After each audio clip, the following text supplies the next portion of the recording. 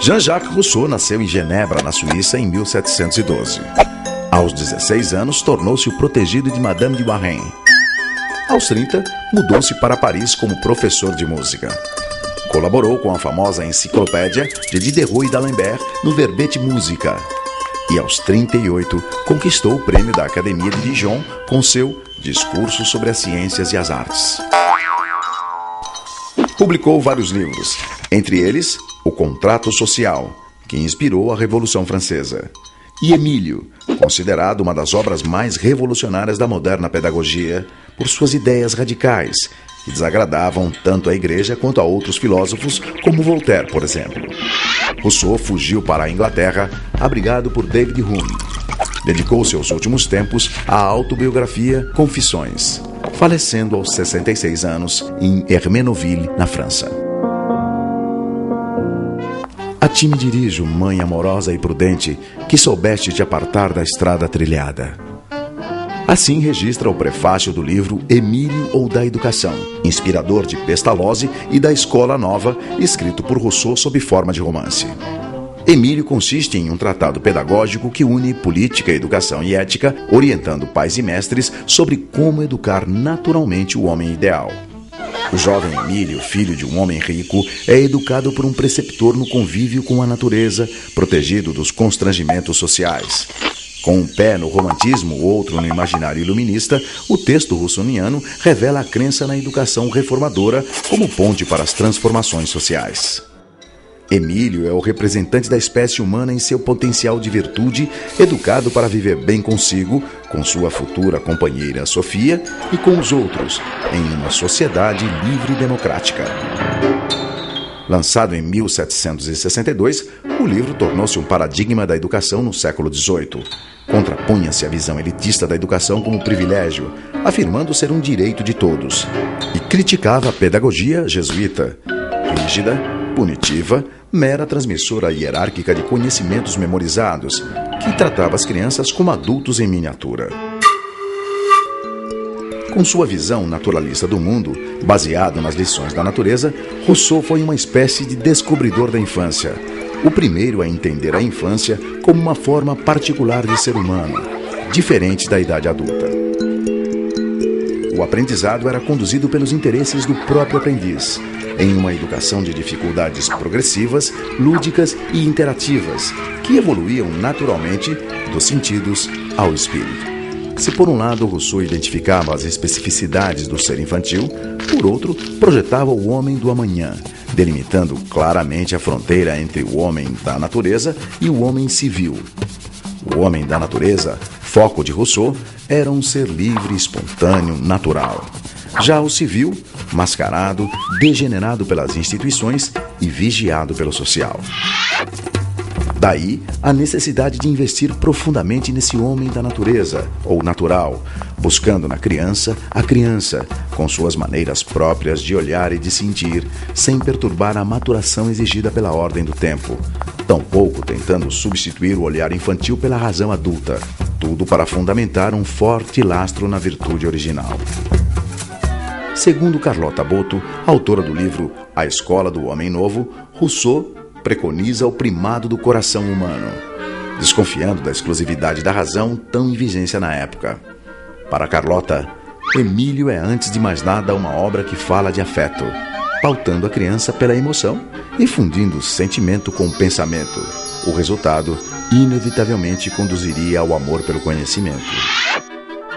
Rousseau explica: não se trata mais de ensinar-lhes as ciências, mas de dar-lhes o gosto para amá-las e os métodos para aprendê-las, quando esse gosto estiver suficientemente desenvolvido. Esse é com certeza um princípio fundamental de toda boa educação. A primeira frase do livro Emílio já revela as duas grandes premissas que moveram Rousseau. Tudo é bom quando sai das mãos do autor das coisas. Tudo degenera nas mãos do homem. Para Rousseau, o homem nasce bom, mas a sociedade, a vida cosmopolita, as instituições sociais, a civilização, enfim, o corrompem, mexendo, alterando, mutilando, tornando artificial tudo que é natural, sufocando a bondade do homem e manipulando a sua mente. Como evitar isso? como formar um homem que conserve as suas virtudes, a sua liberdade, a sua autonomia, a sua compaixão com as desigualdades criadas pelo próprio homem. Segundo Rousseau, fortalecendo de tal maneira a sua formação na infância e na adolescência, que à medida que vai crescendo, se consolide nele um homem total, incorruptível, forte no físico, forte no espírito, no intelecto, na razão e no sentimento. Saindo de minhas mãos, ele não será, concordo, nem magistrado, nem soldado, nem padre. Será primeiramente um homem.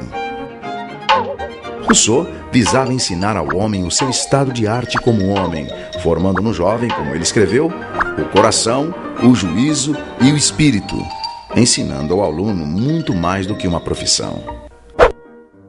Que se destine meu aluno à carreira militar, à eclesiástica ou à advocacia, pouco me importa. Antes da vocação dos pais, a natureza chama-o para a vida humana. Viver é o ofício que lhe quero ensinar. E para usufruir da felicidade da vida, Rousseau dividiu a existência e o livro de Emílio em 5 fases: lactância, até 2 anos, infância, de 2 a 12, a adolescência, de 12 a 15, mocidade, de 15 a 20 e o início da vida adulta, de 20 a 25.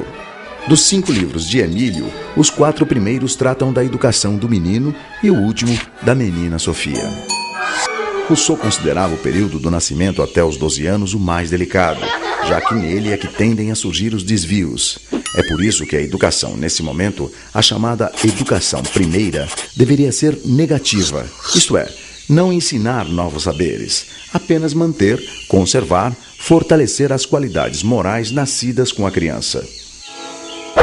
Segundo Rousseau, a educação negativa consiste não em ensinar a virtude ou a verdade, mas em preservar o coração do vício e o espírito do erro.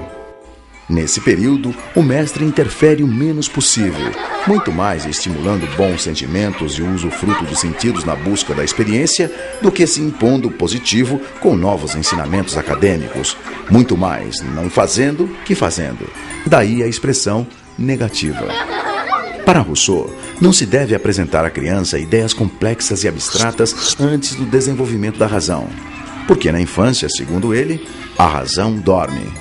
Assim, a primeira etapa, quando a criança tem necessidades mais físicas, deve ser voltada a cuidar do corpo e do aperfeiçoamento dos sentidos, longe de punições.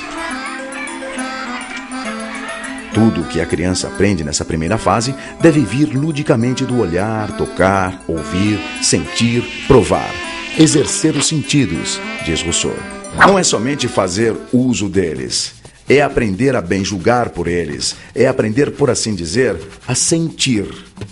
Para Rousseau, aprende-se na vida com 3 mestres: com a natureza, com as coisas e com as pessoas. Só no início da adolescência, quando a razão começa a surgir, é que as pessoas, e não mais apenas a natureza e as coisas, passam a ter importância no processo educativo. Só então os livros e as operações abstratas são apreciados. E Emílio, enfim, pode vir a se completar como adulto e homem total da utopia de Rousseau. Assim, seu corpo e seu espírito se exercitam ao mesmo tempo. Quanto mais se faz forte e robusto, mais se torna sensato e judicioso. É o meio de ter um dia aquilo que julgam incompatível e que quase todos os grandes homens reuniram em si: a força do corpo e da alma, a razão de um sábio e o vigor de um atleta.